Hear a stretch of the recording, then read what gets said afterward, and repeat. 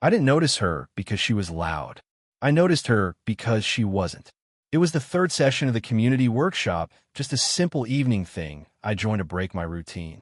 People sat in little circles, talking too fast, laughing too loudly, trying too hard. And then there was her. She stood near the back, arms lightly crossed, listening more than speaking. Her presence was calm, almost grounding, like she carried her own quiet atmosphere with her. The warm overhead lights softened around her, catching faint silver strands in her dark hair. And for a moment, I wondered how someone could look confident and vulnerable at the same time. We weren't partners at first. I didn't expect to speak to her at all. Older, composed, untouchably graceful. Women like her usually had solid circles, clear boundaries, unshakable routines. But when the instructor told us to pair up, she turned and her eyes met mine. Not dramatically. No spark-filled moment. Just a gentle pause. Her gaze steady enough that I felt it land somewhere deeper than my surface. She gave a polite, almost apologetic smile, as if she didn't want to inconvenience me by choosing me, and said, "Shall we?" Her voice wasn't loud. It had a soft, low texture to it, like it carried honesty before words. We stood a little closer than strangers should. Not uncomfortably close, just close enough that our shoulders might brush if either of us breathed a bit deeper. She adjusted her glasses, tucking a loose strand of hair behind her ear, and a quiet scent followed the movement. Something warm, understated, maybe jasmine. When she leaned in to show me something on the instruction sheet, her shoulder grazed my arm. It wasn't even a real touch, more like the whisper of one, but it sent a thin, warm line down the side of my body, something I felt far longer than she stayed near me. She didn't seem to notice, or maybe she did, and she hid it well. As she explained the task, her voice stayed calm, but her breath occasionally brushed my skin, soft, warm, subtle. Each exhale reached me a second before her words did, and I found myself listening not just to her instructions, but to the rhythm of her breathing. It was steady at first, then a little uneven when our hands moved at the same time and her fingers skimmed mine. She apologized quietly, pulling her hand back with a small smile that carried a trace of shyness, something I absolutely did not expect from a woman who looked so effortlessly composed. But that brief smile, gentle, almost embarrassed, felt like the first crack in a wall neither of us had acknowledged yet. By the time the session ended, I realized something strange. Her presence didn't rush my heartbeat. It steadied it. And as people packed up around us, I caught myself wondering why a woman who moved like calm water could make me feel like I'd been holding my breath without knowing it. That was the first moment I knew something was shifting. Quietly, slowly, but undeniably. I didn't expect to walk out with her. We finished the workshop like usual, people scattering into the night, conversations fading into the hum of traffic outside. I stayed back a moment, packing my things a little too slowly, if I'm honest with myself, maybe hoping to catch one more glimpse of her calm presence. When I finally stepped outside, she was standing under the soft glow of a flickering streetlight, adjusting her scarf. She looked up, surprised in a gentle way, not startled, just a small lift of her eyebrows, as if she'd been caught thinking. "Oh," she said with a quiet breath, "you're still here." I wasn't sure what to say, so I just smiled. "Yeah, guess I lingered." She gave a soft, understanding nod. "It's been a long day." There was something in the way she said it, subtle weariness, the kind that comes from holding yourself together for too many hours.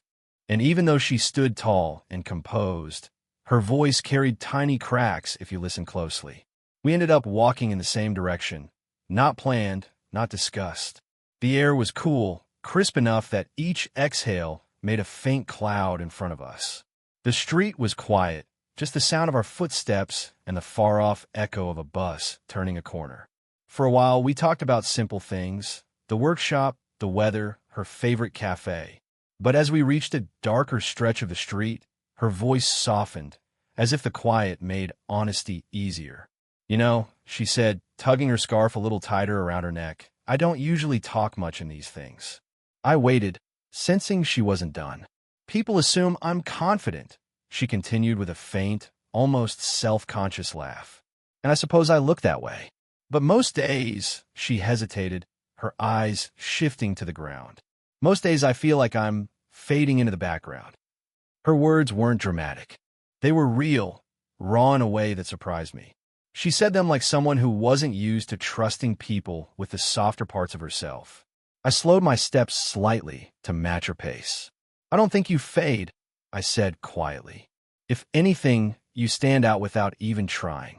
She exhaled, a soft, shaky breath that almost felt like relief.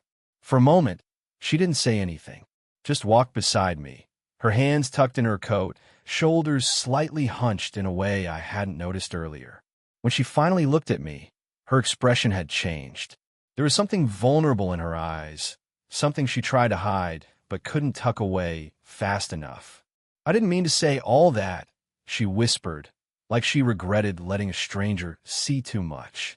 I'm glad you did, I replied without thinking.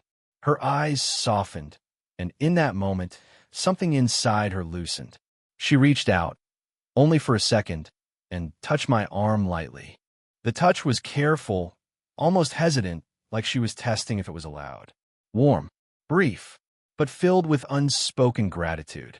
She pulled her hand back quickly, almost embarrassed, but the warmth lingered on my skin long after. It was the first time I realized she wasn't just composed. She was quietly lonely, quietly hopeful, quietly letting me in. The next time I saw her, something was different. Not dramatic, not obvious, but there was a quiet change in the air between us. Something unspoken, soft, and undeniably present. She arrived early, standing by the window with her arms loosely folded, looking out at the parking lot as if the gray sky could explain something she was feeling. Her hair fell over one shoulder in a gentle wave, and she brushed it back absently, revealing that calm, thoughtful profile I was beginning to recognize too well.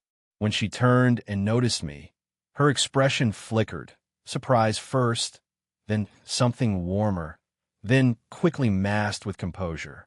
"Hey," I said softly. "E." Her voice was steady, but the way she tucked a loose strand of hair behind her ear told me she was a little nervous. Or maybe cautious. We sat next to each other again, close but not touching. Not yet. Still, the space between us felt charged in a way I hadn't felt before. Like something quiet was humming under the surface, waiting for one of us to admit it. Throughout the session, she spoke less than usual. The others chatted loudly, but she only offered brief, thoughtful comments, her attention drifting back to me more often than she probably realized. Every time our eyes met, she looked away just a second too late.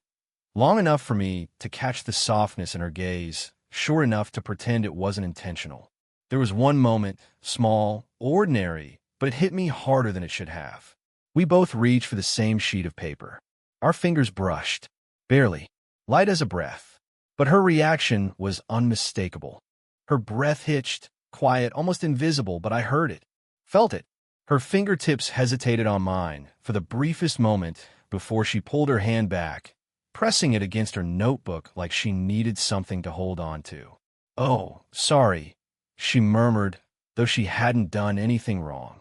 "It's okay," I said, trying to keep my voice steady. "Really?" She didn't answer, but the faint color rising beneath her cheekbones told me more than words could have. As the session went on, I noticed the details I'd been too distracted to catch before. The warm, subtle scent of her perfume drifting each time she leaned slightly toward me. The softness in her eyes when she listened. The way her fingers fidgeted with the corner of her notebook. Whenever our knees brushed under the table, she wasn't avoiding me. She was avoiding how she felt near me. At one point, she opened her mouth as if to say something important, something honest, but then the instructor called her name, and the moment dissolved before it could form. When the session finally ended, she stood up a little too quickly, gathering her things with careful hands. For a moment we stood, facing each other, caught in a silence that felt fuller than any conversation. She looked at me, really looked, eyes soft but uncertain, like she was standing at the edge of a thought she was afraid to speak. Never mind," she whispered, shaking her head with a small, self-protective smile. But her silence told me everything. She felt it too. The pull, the connection, the quiet, impossible closeness growing between us, and neither of us knew what to do with it yet. It started with a simple text from her. Short, polite, almost too carefully phrased. If you're free this afternoon, could you help me look over something? Nothing romantic, nothing bold. But the moment I saw her name on my screen, my chest tightened with a quiet, unexpected warmth. Her home wasn't far, a small, sunlit apartment tucked on a quiet street. When she opened the door, she gave a shy, almost uncertain smile, as if she wasn't sure it was okay to let me see this part of her life. Come in, she said softly, stepping back. The first thing I noticed wasn't the space, it was the silence. Not empty, just gentle. Like her. Her living room was neat, almost too neat, as if she didn't let herself rest unless everything was exactly in place. A half-finished book lay face down on the couch arm. A mug sat on the table, the tea inside barely touched. Small signs of someone who spent a lot of time alone but didn't complain about it. She brushed her hair behind her ear as she led me to the couch. Sorry about the mess, she murmured, even though the room was anything but messy. It's perfect, I said without thinking. She paused, her cheeks warming almost imperceptibly before she smiled. We sat close, closer than we ever had before. Not touching, but close enough that the heat of her body reached me through the small gap between us. As we went through her notes, she leaned in just a little. Our knees brushed once, twice, and the third time, neither of us moved away. Her breath tilted slightly when our shoulders aligned, her perfume settling softly around us like warm air. I could feel the weight of everything unspoken, hovering, waiting, patient but present. After a while, our conversation drifted away from the task and toward her, her life, her fears, the quiet stories she never shared. I don't talk about this, she said, her voice barely above a whisper. Not with anyone. Her hands trembled slightly when she spoke. Not visibly, but enough for me to feel it when I reached out almost instinctively and covered her hand with mine. She froze. A breath caught halfway. Then, slowly, her fingers relaxed beneath my touch. I'm here, I said quietly. She looked down at our joined hands, her eyes softening in a way that made her look younger, more fragile, more human. A flicker of something passed through her, recognition, maybe, or relief. Then, without warning, she leaned toward me. Just a little at first, testing the space, testing herself. Her head rested gently against my shoulder, her cheek brushing the fabric of my shirt. I felt her exhale, long, slow, tired in a way she would never admit aloud. For a moment, I didn't move. I didn't breathe. And then I let my arm drift around her gently, giving her enough support to stay, but enough space to pull away if she needed to. She didn't. She stayed there, warm against me, her heartbeat a soft, steady thrum against my arm. No confession, no dramatic moment, just quiet trust. It was the first time she let someone see, not the confident woman she showed the world, but the softer, lonely, human part she kept hidden. And for the first time, I understood how much she'd been holding in and how deeply she'd just let me in. The weather that evening felt different. Heavy clouds, soft rain tapping against the windows, the kind of quiet that settles into a room like a blanket. I had come over only to drop something off, nothing more. But the moment she opened the door, I knew something had shifted. She looked tired. Not the long day, kind of tired.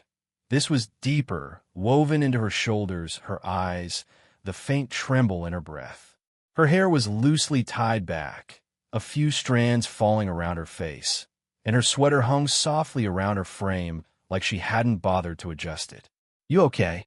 I asked gently. She gave a small, polite smile, the kind she used when she didn't want anyone to worry. I'm fine, she whispered, but her voice cracked just enough to betray the truth. Inside, the room felt dim and warm. Only one lamp glowed in the corner, casting soft shadows across the walls. The rain outside blurred the world into a muted hush. She sat on the couch without saying much, like the weight she'd been holding finally grew too heavy. I hesitated, because crossing the room toward her felt like crossing a line neither of us had talked about yet. but something in her posture, in the way her fingers curled into her sleeves, pulled me in. He sat beside her. Close, just close enough that our knees brushed.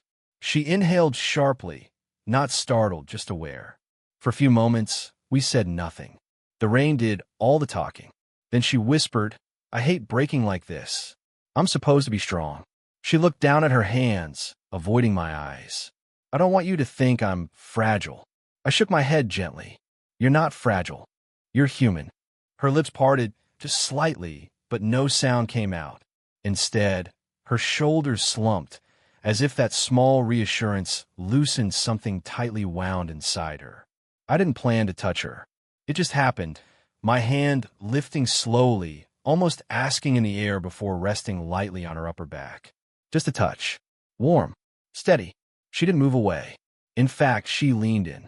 Her body shifted closer until her head came to rest near my chest, her cheek brushing against my shirt.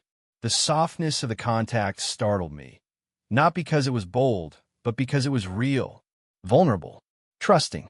I felt her exhale against me, a slow, trembling breath that said more than words ever could.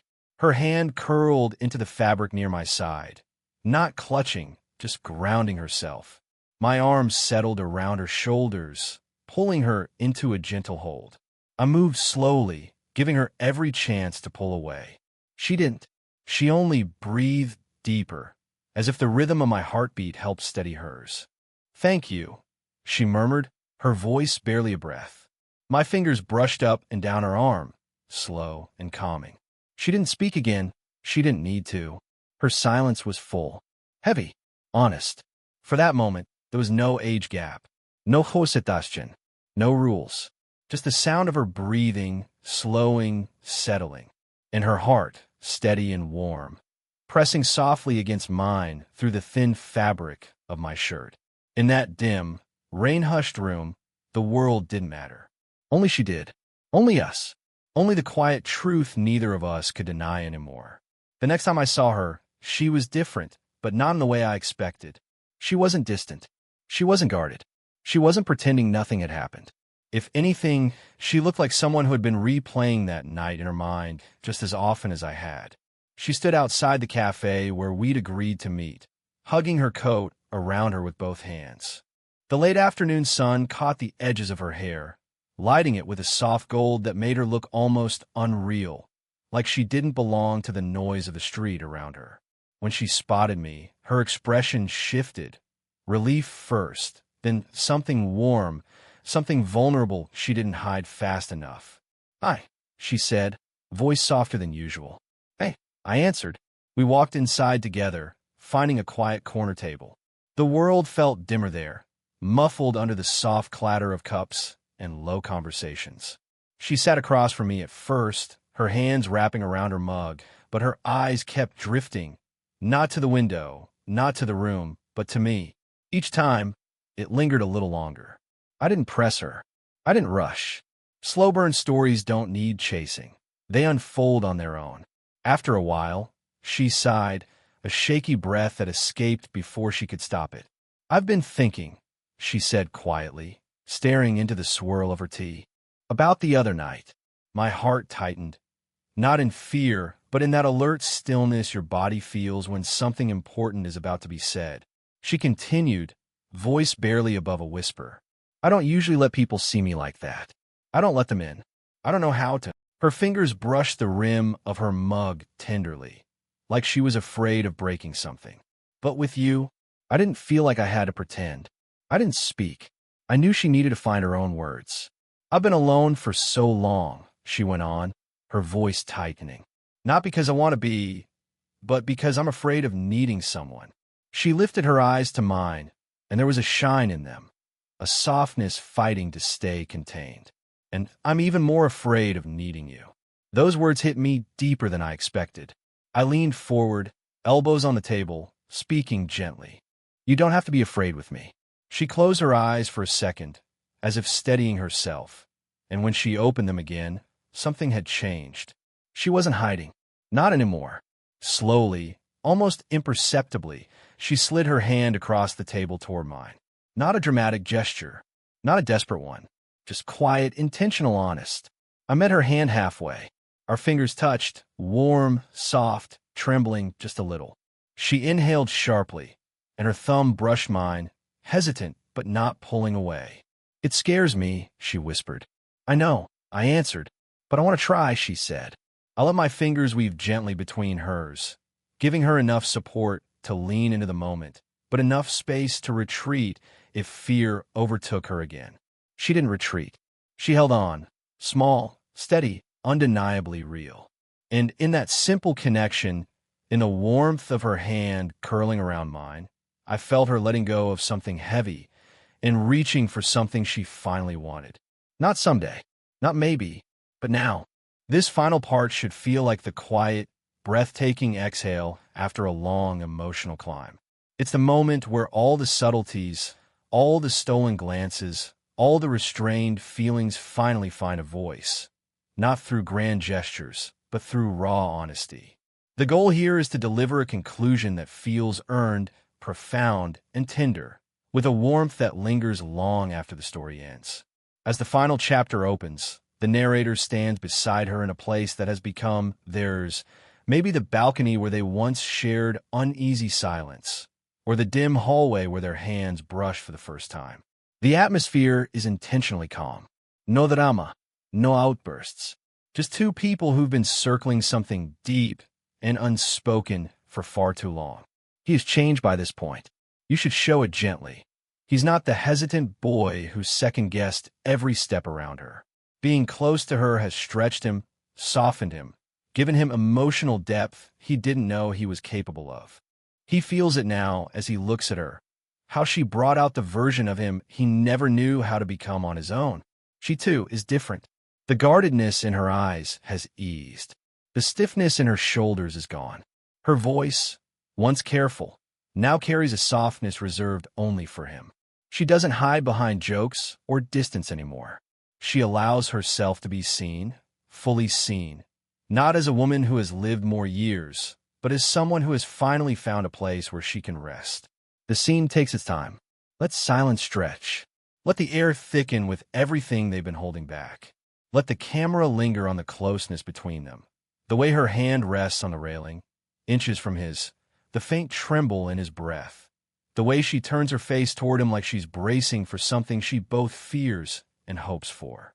When the confession comes, it should feel inevitable, not dramatic. Maybe she starts it. Maybe he does. But it must flow like truth finally breaking free. I don't want to keep pretending that being near you doesn't affect me. I never asked for this, but I don't want to walk away from it. You make me feel something I thought I'd grown too old to feel. Let their words overlap, soft, raw, genuine. And then comes the moment the entire slow burn has been moving toward. Not a passionate kiss, but a closeness that speaks louder. Maybe she steps into him. Maybe he leans in first. Their foreheads touch. Their breaths mix. Their hands find each other and hold on like they're finally done resisting. Let the narrator feel her heartbeat, steadier now, no longer uncertain. This time, she lets him hear it. This time, she lets him stay close enough. The ending shouldn't be a promise of forever. It should be a promise of right now. Two hearts choosing each other in this moment, without fear, without doubt. A slow burn that finally, beautifully ignites.